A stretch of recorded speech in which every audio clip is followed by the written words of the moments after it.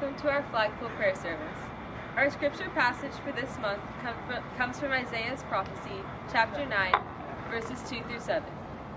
The people walking in darkness have seen a great light. On those living in the land of deep darkness, a light has dawned. You have enlarged the nation and increased their joy. They rejoice before you as people rejoice at the harvest, as warriors rejoice when dividing the plunder.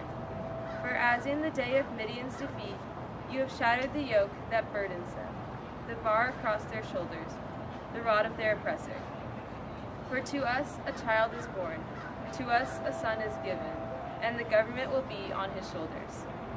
And he will be called Wonderful Counselor, Mighty God, Everlasting Father, Prince of Peace. Of the greatness of his government and peace there will be no end.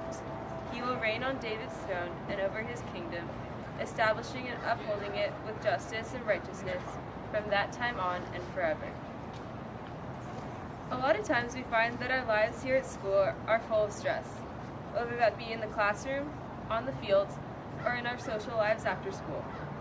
We all want to push ourselves to be better at what we do, but especially now as we wrap up the home stretch of a semester and make our way through Advent to Christmas, it's a good time to take a step back and search for God's peace.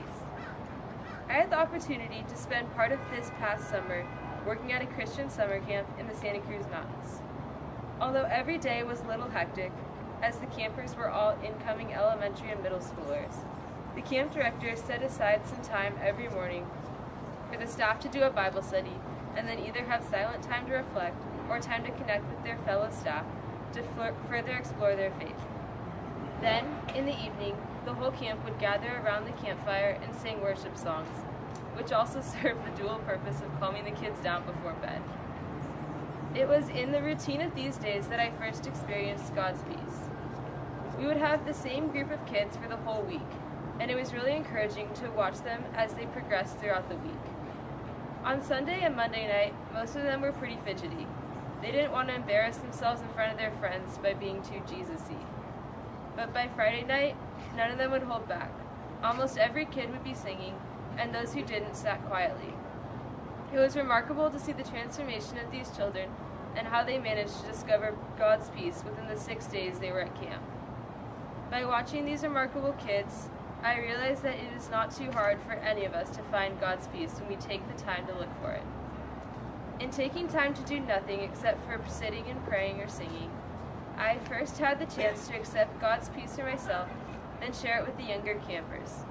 I found that God's peace was all around me, but it was my responsibility to take the time to take a step back and discover it. Are there any special intentions to lift up this morning?